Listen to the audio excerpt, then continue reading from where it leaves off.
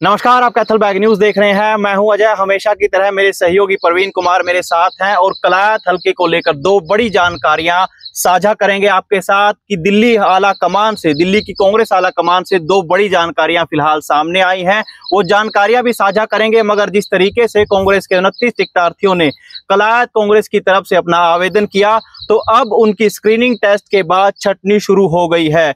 तो धीरे धीरे से पैनल में नाम जा रहे हैं और फिलहाल कौन से वो नाम फिलहाल तक बच गए हैं उनकी जानकारियां भी साझा करेंगे। मगर जिस तरीके से 29 टिकटार्थियों का स्क्रीनिंग टेस्ट दिल्ली के अंदर चला, उसके बाद उनसे सवाल जवाब भी हुए। स्क्रीनिंग टेस्ट के दौरान फिर स्क्रूटनी की प्रक्रिया होती है, छटनी की प्रक्रिया होती है और फिलहाल पहले 5 नाम पैनल में गए थे। स्क्रूटनी होने के बाद, छटनी होने के बाद अब उनमें से ये बड़ी जानकारी आ रही है सूत्रों के हवाले से कि 3 नाम बच गए हैं। जी हां, कलायत कांग्रेस के टिकटार्थियों में पहले 5 नाम पैनल में चले गए थे स्क्रूटनी होने के बाद, अब 3 नाम उनमें बच गए हैं। जी प्रवीण।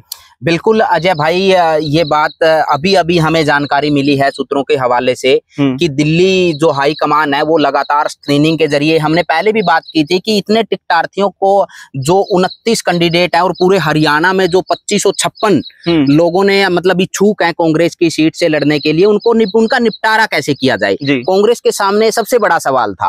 और उन्होंने मतलब बिल्कुल एकदम अच्छे तरीके से स्क्रीनिंग के जरिए, उनको ये था कि किसी को बुरा ना लगे तो उनको निपटाना कैसे है। और तो एक हद तक कलायत हलके की अगर हम यहाँ पर आज बात कर रहे हैं तो ये कहा जा सकता है कि उन्होंने एक हद तक कलायत हलके की मतलब जो सीट है उसका टिकटार्थियों का निपटारा एक हद तक कर दिया है, मतलब एक कदम आगे बढ़ा लिया है आला हाईकमान ने। और अब जो जानकारी निकलकर अलग अलग तरीके से आ रही है कि पहले 5 नाम उन्होंने छांटे थे, उनमें से अब जो आज की ताजा अपडेट ये कहती है कि उनमें से 2 नामों को और काट दिया गया है। अब फिलहाल 3 नाम यहाँ पर बचे हुए हैं। उन 3 नामों में से उनका भी हम जिक्र करेंगे। अब उनमें से किसका दाव लगता है या कौन यहाँ से प्रत्याशी के तौर पर आता है, वो तो भविष्य के गर्भ में है, अभी हम उसकी पुष्टि नहीं कर सकते ऐसी चीज की। तो जो पहले 5 नाम थे, अगर मैं उनका जिक्र करूं तो उनमें से 2 हुड्डा गुट के नाम थे, 2 रणदीप सुरजेवाला गुट से थे और 1 सैलजा गुट से। मतलब यहाँ पर जो लगातार, और ये भी कहा जा सकता है कि ये 5 नाम ये जमीन पर लगातार अपनी कैंपेनिंग कर रहे थे, लोगों के बीच जा भी रहे थे और अपना जन आधार बना भी रहे थे। मतलब कांग्रेस का एक हद तक इन्होंने ग्राफ बढ़ाने का काम किया। 5 के 5 ने ये श्रेय देना जरूरी है सबको, क्योंकि सबने मतलब कांग्रेस के आधार को मजबूत करने का काम यहाँ पर अच्छे से किया है 5 के 5। अगर उन 5 का जिक्र करें तो जैसे हुड्डा गुट की जो हम बात कर रहे हैं, एक नाम का तो सबको ही पता है, हुड्डा गुट का जो जयप्रकाश के लड़के हैं विकास सहारण, जो जेपी अभी हिसार से सांसद हैं, उनके बेटे का नाम तो है ही, पहले नंबर पर था ही ऑलरेडी उनका, तो वो तो लगातार प्रयासरत हैं ही। लेकिन उसके अलावा बाद में जो बलदेव चौसाला का नाम जुड़ गया था, अलग अलग जो उनके समीकरण बन रहे थे, जो हुड्डा गुट के नजदीकी उनकी देखी जा रही थी लगातार, तो उनका नाम भी उनमें शामिल हो गया था। और हुड्डा गुट भी ये चाह रहा था कि यहाँ पर सिर्फ एक उनका टिकटार्थी रहने की बजाय उनके 1-2 टिकटार्थी और खड़े हों उनके गुट की तरफ से, जिस तरीके से इस हलके के समीकरण बन रहे थे। तो अभी हुड्डा गुट के ये 2 नाम पैनल में पहुंच गए थे और स्क्रूनिंग मतलब छंटनी के बाद ये 2 नाम हुड्डा गुट की तरफ से उन्होंने रख लिए थे पैनल में। अब आगे हम रणदीप की अगर बात करते हैं तो रणदीप सुरजेवाला के भी अलग अलग लोग यहाँ पर लगे हुए थे, अपने प्रयासरत थे कि यहाँ से उनको टिकट मिलेगी। लेकिन अब जो जानकारी निकल कर आ रही है उसमें से 2 नाम उन्होंने, जो 5 नामों का हम जिक्र कर रहे हैं उनमें से श्वेता ढुल और धर्मवीर कोलेखा, इन दोनों के नाम उन्होंने मतलब छंटनी के बाद रखे पैनल में। उसके बाद जो सैलजा गुट से सिर्फ एक ही नेता है यहाँ पर, सैलजा गुट की अनीता ढुल बड़सिकरी, तो उन्होंने, उनका नाम भी पैनल में था। मतलब अभी आज से पहले उनका नाम भी मतलब छंटनी के बाद ये 5 नाम यहाँ पर रखे गए थे। तो उसके बाद जो आज की जानकारी है, अगर उसकी भी हम बात करेंगे, सबसे पहले ये ख्याल से पहले हम जो 5 नाम है दोबारा से रिपीट कर देते हैं, जिनमें हुड्डा गुट की तरफ से फिलहाल 2 नाम पैनल में हैं, जिनमें बलदेव चौसाला और उसके अलावा विकास सहारण, ये 2 नाम हैं। रणदीप चौसाला गुट की अगर बात करें तो उसमें धर्मवीर कोलेखा और श्वेता ढुल, ये 2 नाम शामिल हैं। इसके अलावा जो कुमारी सैलजा हैं उनके गुट से एक नाम है, वो है अनीता ढुल बड़सिकरी का। तो ये 5 नाम फिलहाल तक पैनल में गए हुए थे। बिल्कुल बिल्कुल, आज से पहले ये छंटनी के बाद 5 नाम हाईकमान ने छांट लिए थे, क्योंकि ये पांचों लोग अलग अलग तरीके से हाईकमान के लोगों से भी मिल रहे थे। ये भी एक धर्मवीर कोलेखां को अगर छोड़ दिया जाए तो बाकी लगभग ये माना जा सकता है कि वो उनसे मिल रहे थे, और धर्मवीर कोलेखां रणदीप के जरिए ऊपर तक मतलब मिल रहा था। तो उन सारी चीजों से तो ये 5 नाम है जो अब आज की ताजा अपडेट ये कहती है कि इनमें से 2 नामों को और हटा दिया है हाईकमान ने। तो वो 2 नाम कौन है उनका भी हम जिक्र करेंगे। एक शैलजा गुट से है और एक रणदीप गुट से। अब ये मान के चला जा रहा है कि एक रणदीप गुट का नाम ऊपर रह गया है और 2 हुड्डा गुट के नाम ऊपर रह गए हैं। अब देखने वाली बात ये होगी कि उनमें से कौन मतलब बाजी मारता है या कौन कितना मजबूत साबित कर पाता है अपने आप को, ये देखने वाली बात होगी। अब उन तीनों नामों का भी मैं आज कहूंगा कि आप जिक्र कर दीजिए जो आज की हमारी जानकारी के अनुसार। बिल्कुल, फिलहाल पैनल में स्क्रूटनी होने के बाद इस तरीके से 5 नाम रहे, उसके बाद अब 3 नाम रह गए हैं। तो तीनों नामों की घोषणा से पहले हम ये बता रहे हैं कि 2 नाम कटे हैं। 2 नाम अनीता ढुलबर सीकरी और दूसरा नाम धर्मवीर कोलेखां। इसके बाद जो 3 नाम बचते हैं प्रवीण भाई, उनमें पहला नाम है विकास सहारण, दूसरा नाम है बलदेव चौसाला का और तीसरा नाम है श्वेता ढुल का। बिल्कुल अजय जी, देखो ये बात बिल्कुल सही है कि पहले जो 5 नाम थे उनमें से 2 नामों को हटा दिया गया है। अभी ये जानकारी हम इसकी पुष्टि नहीं कर रहे, लेकिन ये सूत्रों के हवाले से हमारे पास जानकारी है। अभी हमारी दिल्ली में बात हुई है किसी से और उन्होंने हमें ये जानकारी दी है जो हाईकमान के संपर्क में है। तो ऐसे में देखा जा सकता है कि अब ये 3 नाम जिनकी हम जिक्र कर रहे हैं, जिनकी हम बात कर रहे हैं कि श्वेता ढुल है जो वो रणदीप गुट की तरफ से है, वो ऊपर है उसका नाम।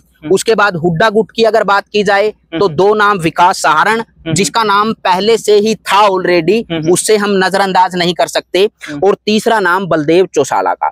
अब ये 3 नाम है, इनको किस तरीके से निपटाएगा हाईकमान ये भी देखने वाली बात होगी। लेकिन इन तीनों नामों पर हम चर्चा कर लेते हैं, थोड़ा जान लेते हैं इनका बैकग्राउंड क्या है, तो वो भी जिक्र करिए। पहले हम श्वेता ढुल के बैकग्राउंड को एक बार जान लेते हैं। इनके पास एक्टिविज्म का भी दम है, अपना एक रसूख है, स्टडी भी अच्छी खासी है इनकी, ठीक। इसके अलावा अगर विकास सहारण की बात करें तो इनके पास जयप्रकाश के लड़के हैं, तो पिता का रसूख है। इसके अलावा जो तीसरा नाम हमारे पास बच जाता है बलदेव चौसाला, इनके पास बाड़ू खाप का भी दम है, और कहा जाता है कि जो डेरा सच्चा सौदा है, जो उनका एक पैनल है, जो संगठन है, उसका भी रसूख उनके पास अच्छा खासा है। बिल्कुल अजय भाई, ये बात बिल्कुल सही कह रहे हैं, क्योंकि श्वेता ढुल ने कम समय में यहाँ पर वो कांग्रेस के लिए एक हद तक उन्होंने करने की कोशिश की है कि उनका आधार हाईकमान तक मजबूत हो। जैसा कि हमने पिछले दौरान देखा कि राजपूत वोट बैंक पर किस तरीके से उन्होंने सेंधमारी की और बीजेपी से कटकर कांग्रेस के समर्थन में लाकर खड़ा कर दिया एक हद तक। तो ये भी उनका मजबूत पॉइंट माना जा सकता है, जो धर्मवीर कोलेखां नहीं कर पाए वो श्वेता ढुल ने करके दिखाया। तो हो सकता है कि ये भी कारण हो कि धर्मवीर कोलेखां के नाम को हटा दिया गया और श्वेता ढुल के नाम को रख लिया गया हो सकता है, ये भी कारण हो सकता है। लेकिन श्वेता ढुल ने लगातार जमीन पर मेहनत की है। सबसे पहले युवाओं के मुद्दे उठाती थी वो, और अभी भी उठाती है, लेकिन फिर भी एक हद तक उन्होंने ग्राउंड पर काम किया है। ये देखकर भी हाईकमान ने हो सकता है उनका नाम रख लिया हो, ये भी संभावनाएं लगाई जा सकती हैं। और विकास सहारण की अगर बात करें, जो हुड्डा गुट से हैं, जयप्रकाश के बेटे हैं। विकास सहारण पिछले लंबे समय से देखा जा रहा है, हम हल्के में अलग अलग जगह पर ग्राउंड रिपोर्ट लेते हैं, लोगों के बीच जाते हैं, तो विकास सहारण पिछले 15-20 दिन से लोगों के बीच नहीं है। मतलब वो कहीं जनसभा करते हुए हमें नजर नहीं आते, कहीं कोई रैली उन्होंने कोई अनाउंस नहीं की अभी इन दौरान, इन पिछले कुछ दिनों में, या फिर कोई नुक्कड़ सभा नहीं की, या फिर कोई काफिला कहीं पर वोट मांगने, मतलब वो देखा नहीं गया। 10 से 15 दिन से वो फील्ड से गायब हैं। फील्ड में नहीं है। या तो विकास सहारण को ये आश्वस्त हो गए हों वो अपने तरीके से कि उनकी टिकट पक्की है और हुड्डा ने फाइनल कर दी है, एक तो ये बात हो सकती है। या फिर उनको ये लग सकता है कि भाई टिकट उनको इस बार नहीं मिलेगी, तो फिर फायदा क्या है लोगों के बीच में जाकर के वोट मांगने का। तो अब सीधा सीधा ये कहा जा सकता है कि विकास सहारण की जो नजरें हैं वो सिर्फ उनके पिताजी जयप्रकाश पर हैं कि वो उनके लिए टिकट लेके आएंगे या नहीं लेके आएंगे, क्योंकि विकास सहारण का अपना कोई उस तरीके से आधार नहीं है। अगर उनको टिकट मिलती भी है तो उनको जयप्रकाश के आधार पर ही पूरा चुनाव लड़ना पड़ेगा, जो हमने पहले भी अपनी वीडियो में जिक्र किया हुआ है। बिल्कुल, कि उनको पूरा चुनाव उसी के आधार पर लड़ना पड़ेगा, जयप्रकाश के उसपे। तो लगातार जयप्रकाश संपर्क बनाए हुए हैं आला हाईकमान से, और हुड्डा के पास लगातार उनको देखा जाता है कि वो मतलब प्रयासरत हैं कि इस बार टिकट कलायत से उनके बेटे को मिले। लेकिन अब विकास सहारण कहीं ग्राउंड पर नहीं है, तो ये आप अंदाजा लगा सकते हैं कि उनके दिमाग में क्या चल रहा है। वो तो वही बताएंगे कि टिकट पक्की है या नहीं है, लेकिन उनका नाम फिलहाल पैनल में है। ये हम बात कर रहे हैं जो 3 नामों में से है। एक विकास सहारण का नाम भी अभी चल रहा है पैनल में, अभी तक उनका नाम कटा नहीं है। तीसरा जो जिक्र किया बलदेव चौसाला का, वो भी लगातार मतलब फील्ड पे हैं, और उनको भी ऊपर से हिंट मिला हुड्डा की तरफ से, और वो लगातार पिछले, वैसे तो पहले पूर्व में सरपंच रहे हैं और लगातार काम में एक्टिव रहे हैं। मतलब जो सोशल वर्क है, लोगों के बीच जो पंचायतें, खाप पंचायतें हैं, उनमें उनका अच्छा रोल रहता है, और मतलब खाप में अच्छा रसूख है। हाँ मतलब बिल्कुल। तो इससे ये कहा जा सकता है कि हो सकता है बलदेव चौसाला का नाम भी इसलिए रखा हो क्योंकि कलायत जो विधानसभा है उसमें बाड़ू खाप का अपना एक रोल है। 11 गांव पड़ते हैं। बिल्कुल 11 गांव हैं, अगर एक तरफ लग जाएं तो एक तरह से समीकरणों को बदलने का काम करेंगे। हाँ, मतलब उनमें प्रयास रखते हैं, वो एक हद से समीकरण बदल सकते हैं।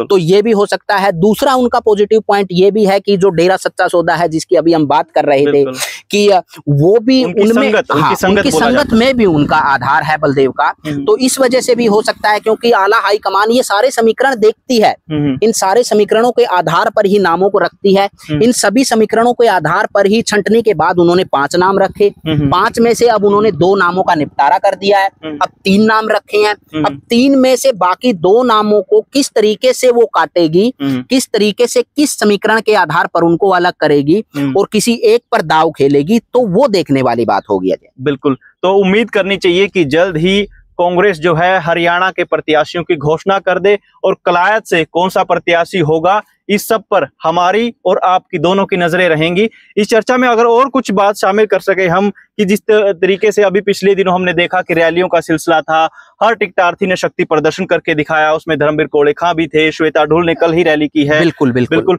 तो शक्ति प्रदर्शन में किसी भी प्रत्याशी ने कोई कसर नहीं छोड़ी। नहीं, बिल्कुल अजय, किसी ने कसर नहीं छोड़ी। एक हद तक धर्मवीर कोलेखा ने मटोर में अच्छा खासा मतलब जन आधार दिखाने की कोशिश की रणदीप सिंह सुरजेवाले को। कल ही श्वेता ढुल ने सेरदा के अंदर भी एक अपना अच्छा खासा जन आधार दिखाने की कोशिश की। जयप्रकाश पहले ही रैली कर चुके हैं, बलदेव लगातार जनसभाएं कर रहे हैं। तो अलग अलग तरीके से मेरे ख्याल से आगामी 26 अगस्त को भी, इस 26 अगस्त को भी वो रैली करने जा रहे हैं। लेकिन ये बड़ी चीज है कि वो बिना किसी मुख्य अतिथि के ये रैली करने जा रहे हैं, क्योंकि उनका मानना है कि मेरा समाज ही मेरा अतिथि है, वही मुख्य अतिथि के तौर पर आएगा। चलो वो तो देखने वाली बात होगी अजय, कि वो कितना मतलब उसमें सफल हो पाते हैं, और वो हाईकमान तक कितनी पहुंच पाती है रैली के बाद वो बातचीत, और अगर उन पर विश्वास जताता है या नहीं जताता है, ये तो भविष्य के गर्भ में है और देखने वाली बात होगी। लेकिन इसमें थोड़ा सा ये है कि अब ये 3 टिकटार्थी हैं। हम आपको सभी दर्शकों से निवेदन करेंगे कि आप कमेंट करके हमें अपनी राय जरूर दें कि इनमें से किसका नाम हो सकता है। हम तो यही बोलेंगे कि इनमें से किसका नाम हो सकता है आगे, और दर्शक क्या चाहते हैं कि किसका नाम होना चाहिए था कांग्रेस की तरफ से, तो ये हम अपील करेंगे। तो बिल्कुल, तो कमेंट जरूर करके बताइए कि इन 3 टिकटार्थियों में कौन सा योग्य है। फिलहाल कैथल बैग न्यूज की इस पूरी चर्चा में इतना ही।